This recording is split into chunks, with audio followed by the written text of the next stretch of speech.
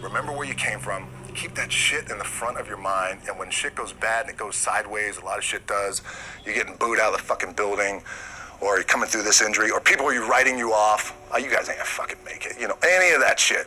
You gotta keep it in here. And it really has to, it should drive you.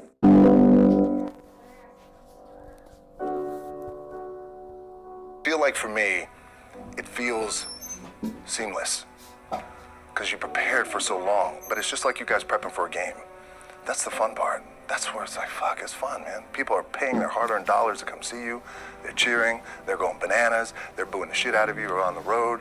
That's fun. That's what you live for. I mean, that's the juice right there. The prep is where the character's made. And I just don't mean the character I play, I mean the character in here. So for me, the prep is getting with the director, getting with the producers, getting with the writers, so in essence, it's like getting with all your coaches and your different position coaches and all the meetings that you have to have, right? So that's the work you put in. The key for me was, where does it start? What's the anchor? What's the anchor? So I could have all these ambitions, and you guys have all these ambitions, which is great. It's important. I'll play this role, you'll play that role.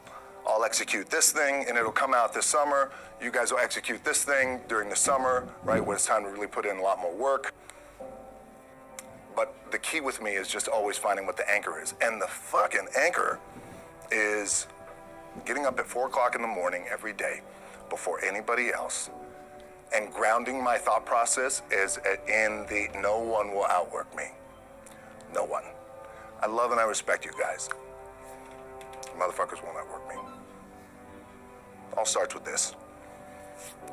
2 hands, putting it to work. The anchor for me has always been the work in terms of the weight room training. So when I first started wrestling, I was 6 years old, rolling on the mats with my dad. My old man, a lot of you guys won't know this. Yeah, Rocky Johnson. My old man was Rocky Johnson. He was the first black WWF at that time. First black WWE tag team champions with Tony Atlas back in 1983. My uncles were the Wild Samoans. I come from a long line of pro wrestlers. But before the wrestling part happened, I was just in the gym putting in the work. At 6 years old, rolling around on the mats. And finally, when I could touch weights at 13, that's what I was doing.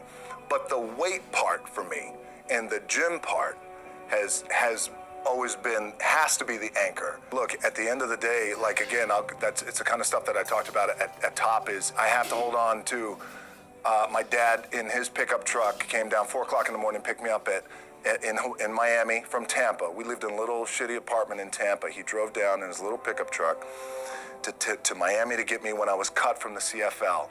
I was driving up I-75. I don't know if you guys are from Florida. Any of you guys, if you know, it's I-75 is like, especially down in Florida, Alligator Alley. I'll never forget it. It's 4 o'clock in the morning.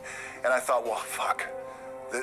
I leave home like you guys left home. I'm ready to tackle the world, to get after it, achieve my dreams and goals.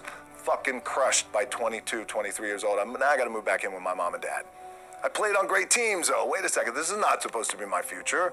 I'm supposed to be in the NFL right now. I'm supposed to be making a lot of coin and buying my parents shit, buying me shit, taking care of my wife, but it never happened. So I pulled out my wallet. I thought, well, let me see how much money I have. I opened it up. I had a 5, a 1, and change. I'm not fucking around. Well, at least I rounded up to $7.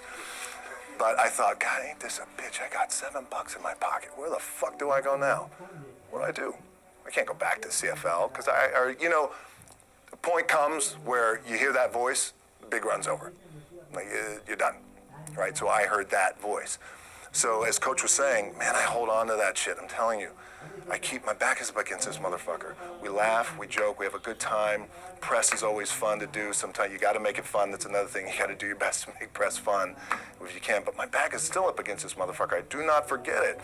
What this also helps me do, and again, it works for me, is at some point, you got to be fucking tired of not being number one.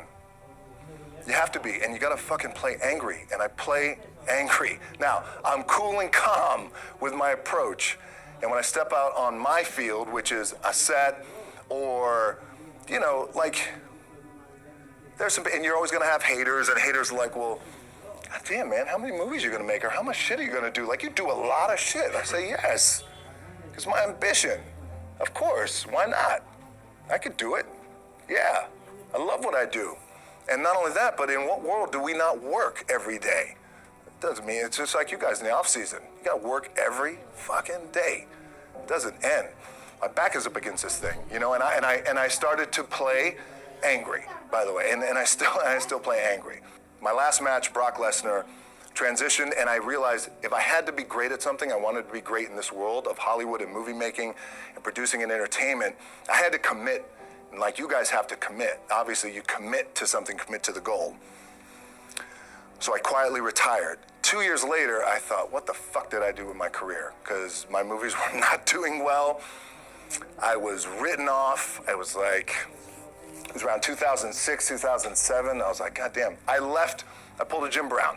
I left when I was on top, like #1 in the wrestling business, and I left. It was a ballsy, gutsy, some call it stupid move, but I had to commit and I had to follow what was in my gut. And at that time, I'll share this with you guys, and Will Smith is my boy, and I sat down at that time with the agency I was with, and they said, what do you want to accomplish?